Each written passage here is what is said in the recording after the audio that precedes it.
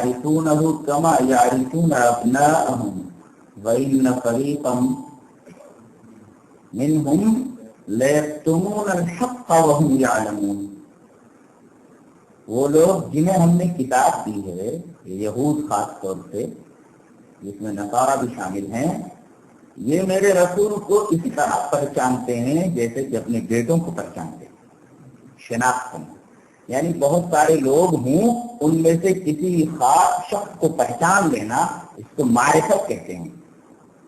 کہ تمام دنیا میں جتنے لوگ ہیں ان میں تو نبی ممتاز ہے ہی، بلکہ ان کے نزدیک تو اس قدر یہ معروف ہیں اور مشہور ہیں جیسا کوئی آدمی اپنے بچوں کے پہچاننے میں اور اپنے بیٹوں کے پہچاننے میں دھوکہ نہیں کھاتا، ایسے ہی یہ میرے رسول کے بارے میں معرفت رکھتے ہیں.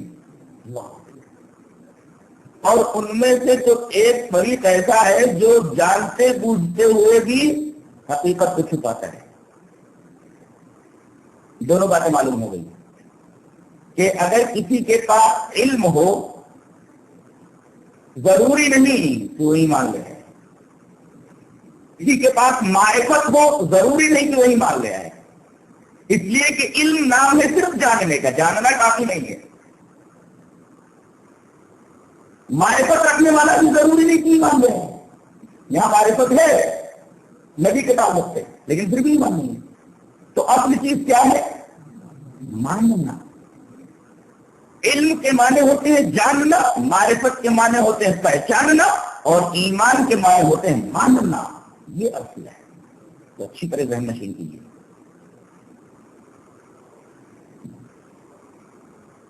لیکن بنیادی چیز علم، جاننا جس کو بولتے ہیں.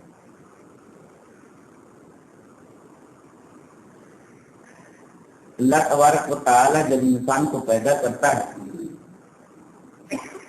تو علم دے کر پیدا نہیں کرتا، استعدادات علم دے کر پیدا کرتا ہے. کریمہ دیکھیں اللہ فرماتا ہے واللہ اخرجکم من بطون امہاتکم لا تعلمون شیئا وجعل لکم السمع والابصار والافئدہ لعلکم تشکرون.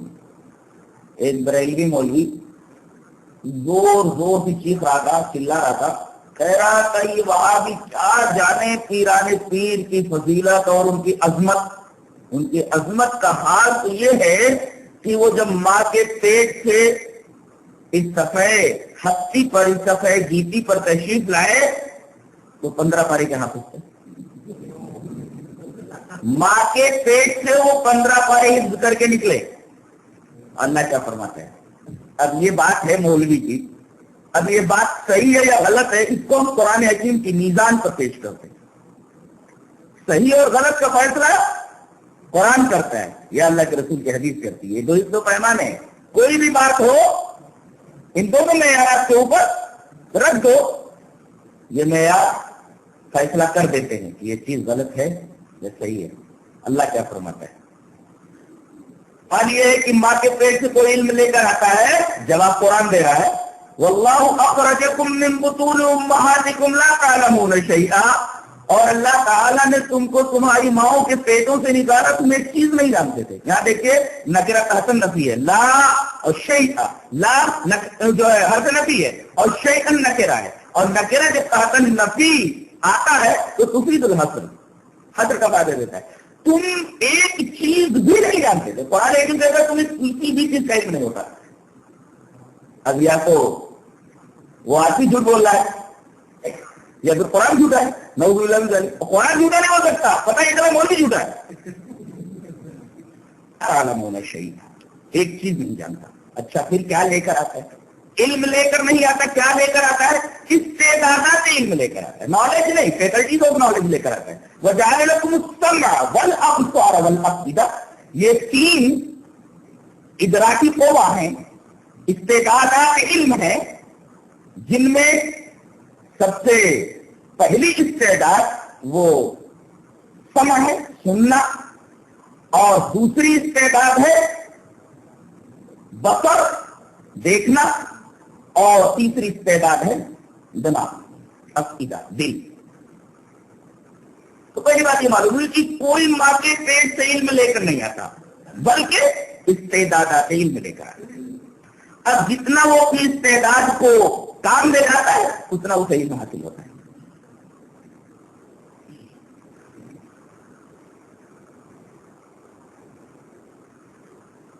علم جہل کا اپوزٹ ہے۔ سب سے بڑا گناہ کون سا ہے؟ شرک۔ جانتے ہیں اتنا بڑا گناہ شرک کس کے پیٹ سے نکلتا ہے؟ اس کی ماں کیا ہے؟ ماں کون سی ہے اس کی؟ جہالت، دلیل موضوع۔ کافر آتے ہیں نبی کریم صلی اللہ علیہ وسلم کے پاس، کہتے ہیں آئیے تمام مقمصوں کو ختم کر لیتے ہیں۔ فرماتے ہیں طریقہ کیا ہے؟ وہ کہتے ہیں کچھ دن آپ ہمارے معبودوں کی عبادت کیجئے اور ہم لوگ ان دنوں آپ کے ایک معبود کی عبادت کریں گے۔ اس طرح یہ تمام جو مقمصے ہیں، یہ تمام جو اختلافات ہیں ہمارے اور آپ کے درمیان، اس طرح ختم ہو جائیں گے۔ انہوں نے پیشف کا ایک طریقہ نبی کریم صلی اللہ علیہ وسلم کے پاس رکھا۔ جانتے ہیں آیت کریمہ کیا اتری؟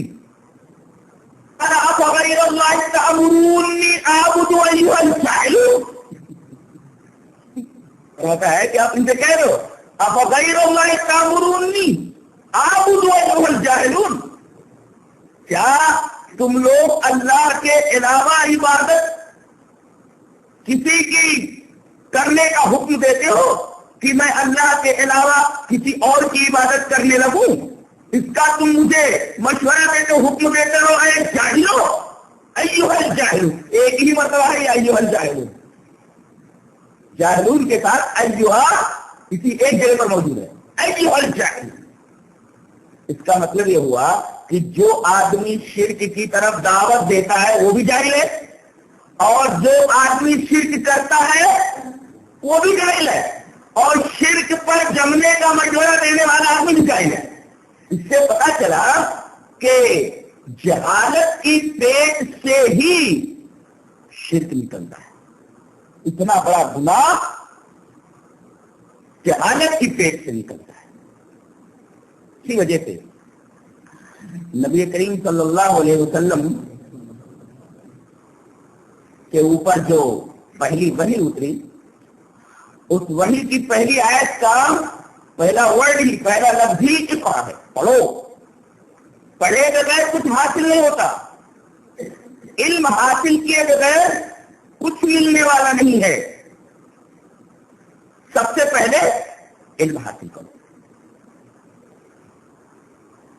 یہاں تک کہ بتا دوں کہ علم کا درجہ ایمان سے پہلے ہے، اس کا درجہ ایمان سے پہلے ہے، اور اس پر میں دو آیتیں پیش کروں گا۔ اللہ فرماتا ہے وَلِيَعْلَمَ الَّذِينَ أُوتُوا الْعِلْمَ أَنَّهُ الْحَقُّ مِنْ رَبِّكَ فَيُؤْمِنُوا بِهِ فَتُخْبِتَ لَهُ قُلُوبُهُمْ وَإِنَّ اللَّهَ لَهَادِ الَّذِينَ آمَنُوا إِلَى صِرَاطٍ مُسْتَقِيمٍ، تاکہ جان لے وہ لوگ جو ایمان لائے، وَلِيَعْلَمَ الَّذِينَ أُوتُوا الْعِلْمَ، تاکہ جان لے وہ لوگ جنہیں علم ملا کہ یہی حق ہے تمہارے حق کی طرف سے، انہ الحق من ربک فیؤمنوا بہ، بس علم کے بعد وہ ایمان لائیں، اور فیؤمنوا بہ فتخبت لہ قلوبہم، اور اس ایمان کی طرف ان کے قلوب، یا اللہ کی طرف ان کے قلوب جھک جائیں۔ یہاں بڑی عجیب بات کہی گئی ہے، ترتیب میں پہلے علم ہے، بعد میں ایمان ہے، اور اس کے بعد خوشی ہے۔ ایک بڑا عجیب استدلال کر رہا ہوں، پہلے ترتیب دیکھیے۔ ترتیب میں پہلے کیا ہے؟ علم، دوسرے نمبر پہ ایمان، اور تیسرے نمبر پہ دل کا جھکنا، خضوع پیدا ہونا۔ گویا علم کا نتیجہ ایمان ہے، اور ایمان کا نتیجہ خضوع ہے، دل کا جھک جانا۔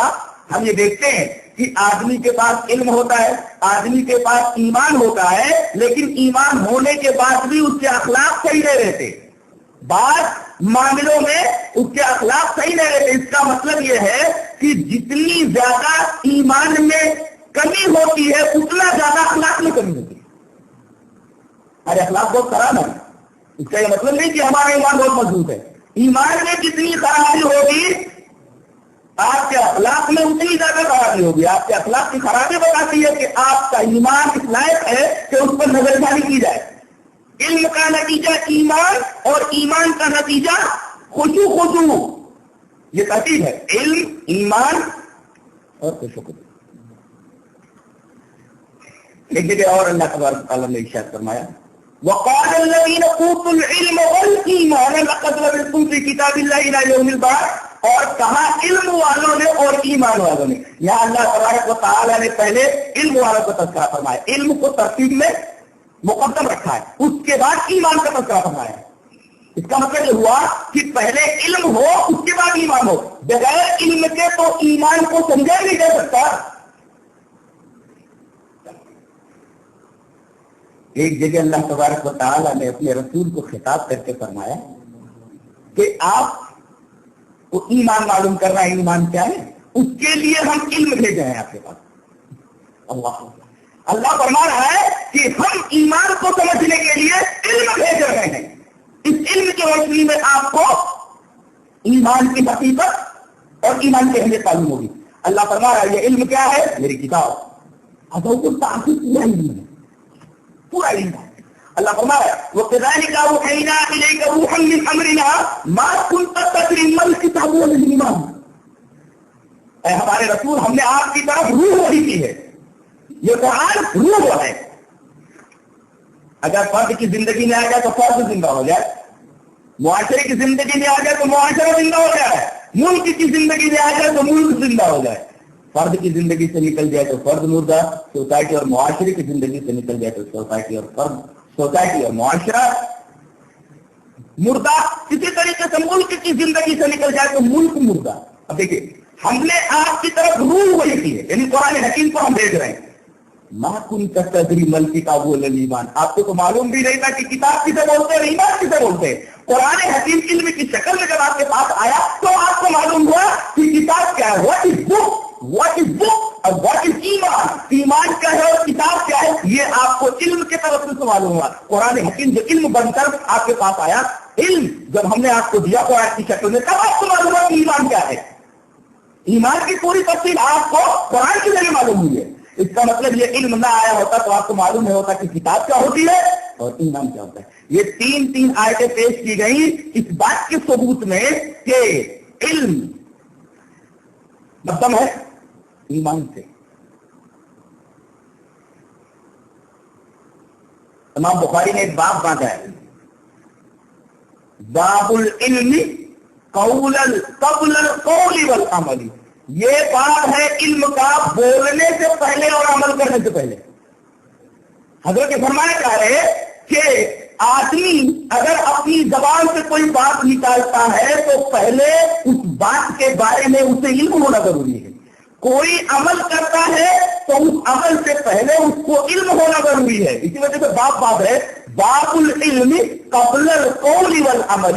یہ باب ہے علم کا قول